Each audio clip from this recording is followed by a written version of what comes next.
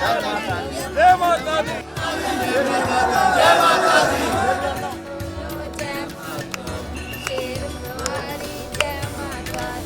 2025 जाने वाला है। देश और दुनिया के लोग बेसब्री से नए साल 2026 का इंतजार कर रहे हैं। खासकर भारत में नए साल का जश्न देखते ही बनता है। कुछ लोग छुट्टियां मनाने बाहर निकल जाते हैं तो कुछ नए साल पर भगवान के आशीर्वाद को जरूरी समझते हैं। देश के पावन धामों में से एक है जम्मू के कटरा में स्थित मां वैष्णो देवी मंदिर।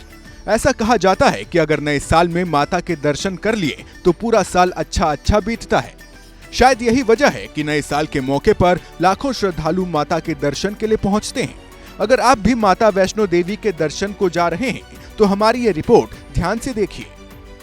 दरअसल माता वैष्णो देवी की यात्रा के दौरान भीड़ के बेहतर प्रबंधन को लेकर माता वैष्णो देवी श्राइन बोर्ड में यात्रा को लेकर कुछ बदलाव किए गए हैं। नए दिशा निर्देशों के तहत श्रद्धालुओं को रेडियो फ्रीक्वेंसी आइडेंटिफिकेशन कार्ड यानी RFIDC मिलने के 10 घंटे के भीतर यात्रा शुरू करनी होगी और दर्शन के 24 घंटे के अंदर कटरा बेस कैंप लौटना होगा। ये नियम श्राइन बोर्ड की तरफ से तत्काल प्रभाव से लागू कर दिए गए हैं। पिछले कुछ सालों में हमने देखा कि जिस तरह से नए साल पर श्री माता वैष्णो देवी के दरबार में भीड़ पड़ती है तो वहां पर कुछ हादसे भी हुए हैं, जिसके बावजूद अब ये कदम लिया गया है। नए नियमों के अनुसार अब आप RIFD कार्ड लेने के 10 घंटे के भीतर अपनी यात्रा शुरू करेंगे और यात्रा शुरू करने के 24 घंटे में आपको वापस कटरा आना होगा। बता दूं, नए साल पर माता वैष्णो देवी में भीड़ काफ़ी रहती है। देश भर से और विदेशों से जो श्रद्धालु हैं वो वहां पहुंचते हैं। क्या कुछ नए नियम हैं और क्या कुछ एक आम यात्री इन नियमों के बारे में सोचता है? हमारे साथ कुछ लोग हैं, ये माता वैष्णो देवी के श्रद्धालु हैं, लखनऊ से आए हैं, माता वैष्णो देवी के दर्शन किए हैं। सर, आपका क्या नाम है? रुपेश गुप्ता फ्रॉम लखनऊ। आप अभी माता वैष्णो देवी के दर्शन करके आए, नए साल पे क्यों नहीं गए? नए साल पे रस बहुत हो जाता है, बच्चे छोटे हैं तो उनको लेके इसलिए नए साल और क्रिसमस से पहले ही दर्शन कर लिया। बहुत फर्क पड़ेगा क्योंकि एक लिमिटेड आपके पास से घंटे हैं कि 24 घंटे के अंदर में 10 घंटे के अंदर में हमें दर्शन करने हैं। दर्शन करके फिर चले, उससे रश नहीं होगा। बच्चों के लिए बहुत अच्छी सुविधा है, बच्चे परेशान नहीं होते हैं। और अभी दूसरा कर दिया, रोपवे का टिकट कर दिए कि 2 घंटे की वैलिडिटी है, 2 घंटे के अंदर में आपकी वो वैलिड है, नहीं तो फिर वो इनवैलिड हो जाएगी। इससे बहुत अच्छा, मतलब इस बारे में बहुत अच्छा, बहुत सुनने लगा। पहले RFID कार्ड लेने के बाद यात्रा शुरू करने की कोई सख्त समय सीमा नहीं थी। श्रद्धालु किसी भी वक्त चढ़ाई शुरू कर सकते थे और दर्शन के बाद भवन क्षेत्र में कई दिनों तक रुक सकते थे। इस वजह से किसी खास मौके पर भवन क्षेत्र में बहुत भीड़ हो जाती थी, जिसकी वजह से चढ़ाई और उतराई दोनों के लिए नए सख्त दिशा निर्देश जारी किए गए हैं। मकसद है भवन क्षेत्र में भीड़ भाड़ रोकना, दुर्घटनाओं का जोखिम कम करना। आपको बता दें कि साल 1 जनवरी 2022 को श्रद्धालुओं की भारी भीड़ के कारण भगदड़ मच गई थी, जिसमें 12 लोगों की मौत हो गई और करीब 15 से 20 लोग घायल हुए थे।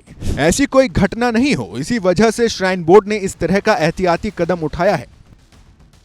आपको बता दें कि कटरा से माता वैष्णो देवी भवन तक की दूरी लगभग 13 किलोमीटर है।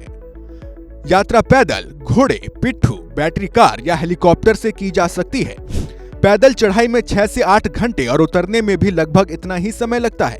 सामान्य दिनों में यात्रा 24 से 36 घंटे में पूरी हो जाती है, लेकिन नए साल के अवसर पर भीड़ की वजह से इसमें ज्यादा वक्त लग सकता है। आपको क्या लगता है कि 24 घंटे में आपको यात्रा पूरी करनी है, इससे फायदा होगा? बहुत फायदा होगा, इससे रस भी बहुत कम होगी और जाने में आसानी भी होगी। सर, आप भी गए इस बार बच्चों को लेकर, ये बदलाव कैसे देखते हैं?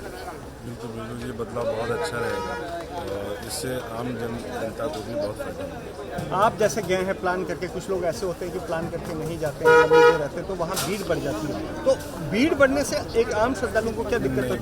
भीड़ बढ़ती है बट अनाउंसमेंट होता है वहाँ पे हर चीज़ का, अगर ध्यान देंगे तो उसकी कोई दिक्कत नहीं।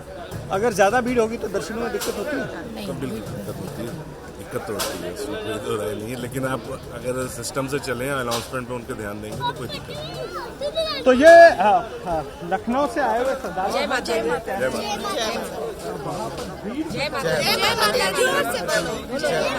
वरना ये क्रिसमस के बाद और न्यू ईयर के बीच में आने वाले थे, लेकिन भीड़ के चलते इन्होंने दर्शन पहले किए हैं। लेकिन अब जो नई व्यवस्था लागू की गई है उससे यात्री मान रहे हैं कि काफी फर्क पड़ेगा और क्राउड मैनेजमेंट, जो भीड़ नियंत्रण है, उस पर काफी ज्यादा फर्क पड़ेगा। कैमरा पर्सन के साथ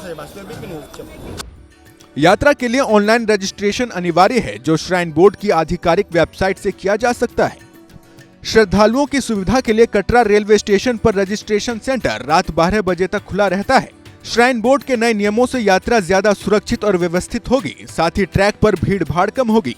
बीमारी या खराब मौसम जैसी आपात स्थिति में तेज रेस्क्यू संभव होगा। ये नियम विशेष रूप से महिलाओं, बच्चों और बुजुर्ग श्रद्धालुओं के लिए फायदेमंद होगा। श्राइन बोर्ड ने स्पष्ट किया है कि नए नियमों का मकसद श्रद्धालुओं को असुविधा पहुंचाना नहीं, बल्कि नए साल की भीड़ में बेहतर क्राउड मैनेजमेंट और सुरक्षित दर्शन सुनिश्चित करना है।